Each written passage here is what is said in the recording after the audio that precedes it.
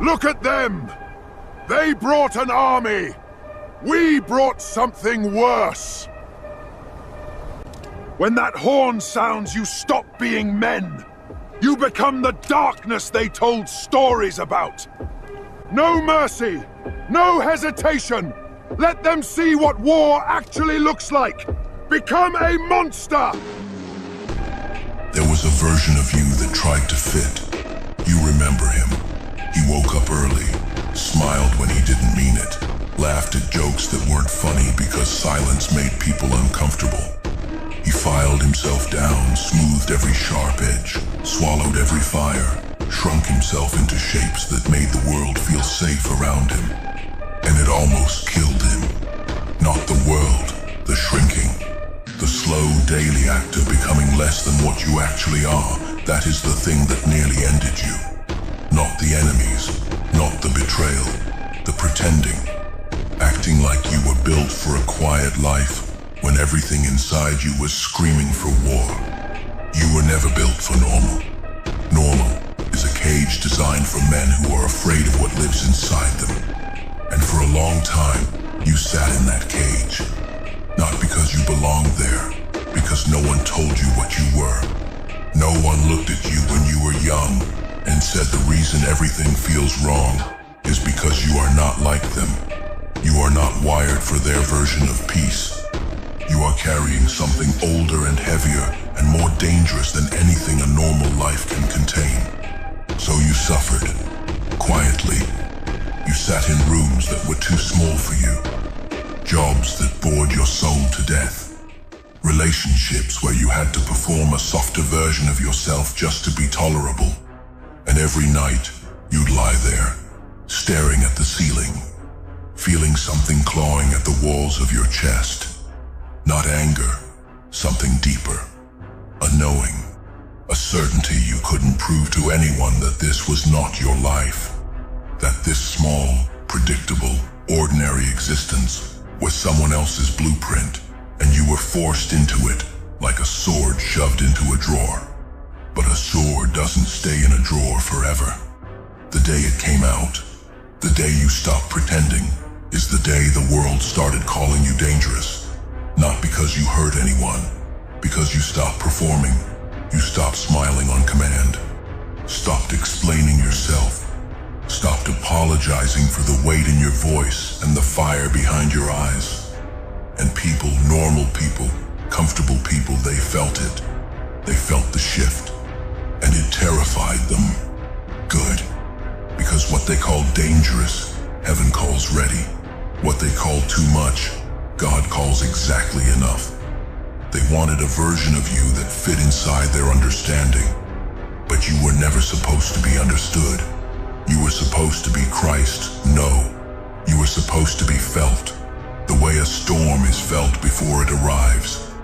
The way the ground trembles before something ancient rises from beneath it.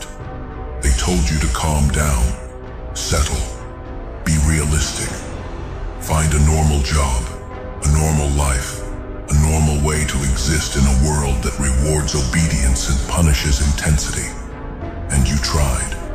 You tried so hard to be what they wanted that you forgot what you were. But God didn't forget. He watched you suffer inside that small life and he waited. Not because he enjoyed it, because he needed you to reach the moment where normal became so unbearable that you'd never go back to it.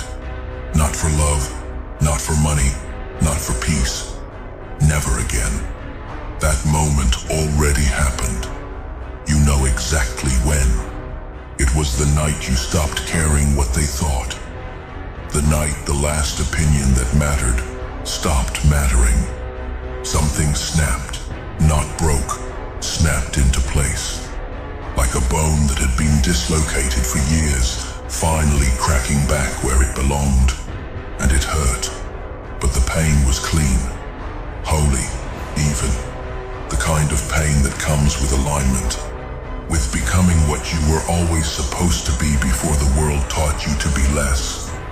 Now look at you. You walk into rooms, and the temperature changes. You speak and something in the air gets heavier. People watch you. Not because you demand attention, because your presence demands something they can't name. You carry yourself like a man who buried the version of himself that needed approval and walked away from the grave without looking back. That is not arrogance, that is architecture.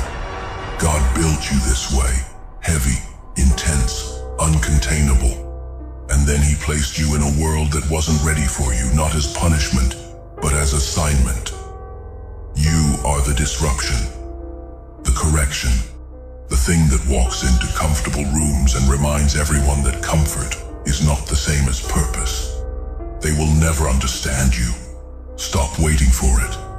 The man who is too dangerous for a normal life does not get the luxury of being understood. He gets the burden of being necessary. He doesn't get invited. He gets deployed. He doesn't fit. He fractures whatever he's placed inside until it reshapes around him or breaks entirely. And that is your gift. The thing you spent years calling a curse, the intensity they medicated, the anger they pathologized, the fire they said was a problem. It was never a problem. It was the engine of something they couldn't see because they were too comfortable to look. You are not too much. The world is too small. And somewhere right now, someone is lying awake in the same cage you once sat in, feeling the same clawing in their chest, the same knowing they can't explain, the same quiet desperation of a man who was never meant for the life he's been living. And when they find you, your voice, your words, your refusal to be anything less than what you are, they'll understand for the first time that they're not broken. They're dangerous. And dangerous was always the point. So stop mourning the normal life you never got. It was never yours. It was a decoy, a test, a counterfeit piece designed to keep you contained, while the real war waited for you to wake up. And you're awake now, fully, permanently. There is no going back to sleep. There is no returning to the small life, the safe life, the version of you that made everyone comfortable. That man is dead, and what stands in his place doesn't ask permission to exist. He just does. Heavy, scarred, uncontainable, too dangerous for a normal life, and finally free because of it.